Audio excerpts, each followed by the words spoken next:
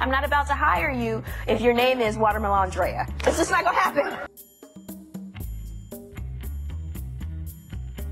Number 10. Stop stealing all the white people's superheroes. Michelle Rodriguez. Ambushed by TMZ for an impromptu interview, the Fast and Furious star tactlessly squashed a rumor suggesting the actress was set to replace Ryan Reynolds as the new Green Lantern. Stop stealing, all the white people's superheroes. Like, make up your own, you know what I'm saying? Like, greatly disappointing fans, Michelle Rodriguez essentially asserted that minority actors should not be attempting to land roles of traditionally white superheroes. At the time, Michael B. Jordan had already been cast as Johnny Storm in the new Fantastic Four, and the actress's comments were seen as counterproductive to the push for more diversity in Hollywood. Later on, Rodriguez released an apology video to clarify the controversial quote. That it's time to stop trying to, take what's already there and try to fit a culture into it. I think that it's time for us to write our own mythology and our own story. Number 9. Tone-deaf Golden Globe speech. Tom Hiddleston. A quick story. I know it's been a long night, but I recently went to South Sudan. Transforming a triumphant moment into a tiny PR disaster, Loki would have been better off just saying thank you and walking off stage. Awarded Best Actor in a miniseries or television film by the Golden Globes for The Night Manager, Tom Hiddleston wandered into a poorly conceived tangent about a group of Médecins Sans Frontières medics who had approached the actor during a stay in South Sudan.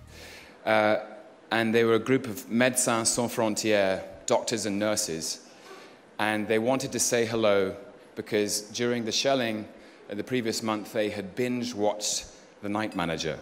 Satisfied with knowing The Night Manager provided entertainment for these brave men and women, Hiddleston clearly wanted to highlight the good humanitarian work carried out by these organizations, but ended up coming across as self-congratulatory. The idea that I could provide, or that we could provide some relief and entertainment for the people who work for UNICEF and Médecins Sans Frontières and the World Food Programme. He would later apologize, citing nervousness as the reason he expressed himself poorly.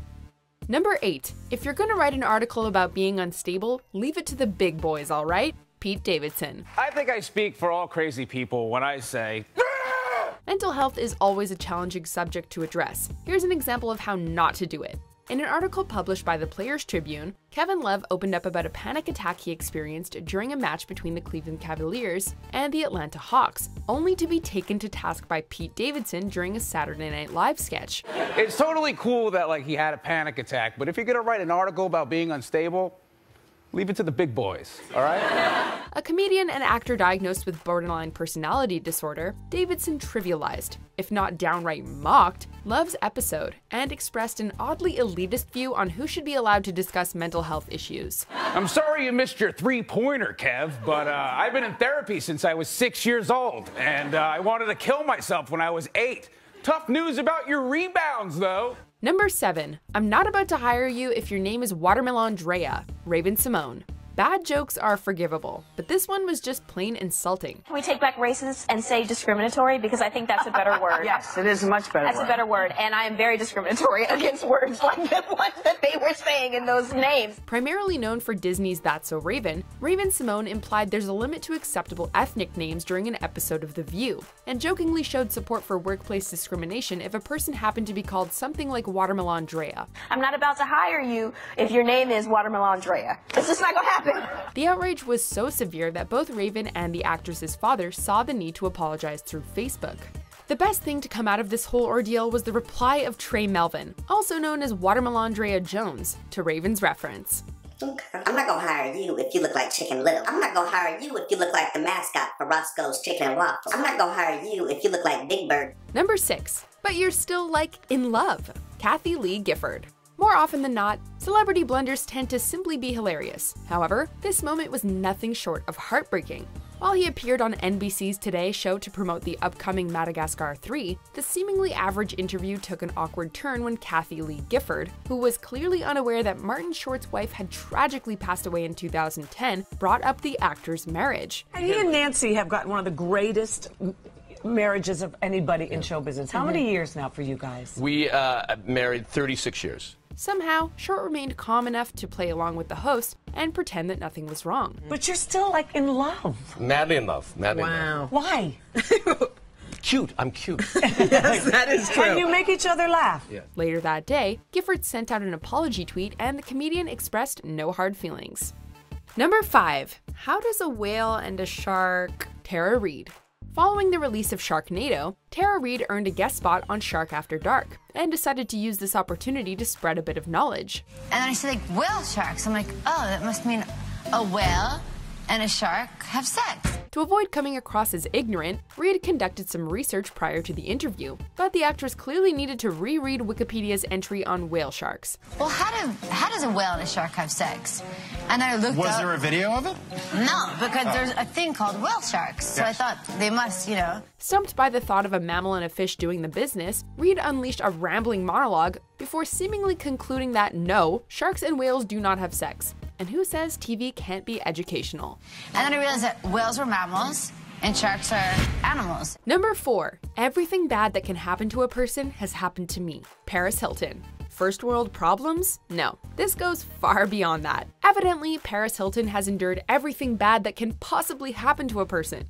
During an interview with Piers Morgan, Paris and Kathy Hilton discussed some of the positives and negatives associated with a celebrity lifestyle. I've really grown a thick skin over the years. When asked if privacy is a price worth paying for fame, Hilton spoke about the countless terrible things that had been said about the socialite over the years. Everything bad that can happen to a person has happened to me. Nobody's personal issues should be dismissed, but Paris's self-absorbed comment reeked of naivete. Number 3. Psychiatry is a pseudoscience. Tom Cruise.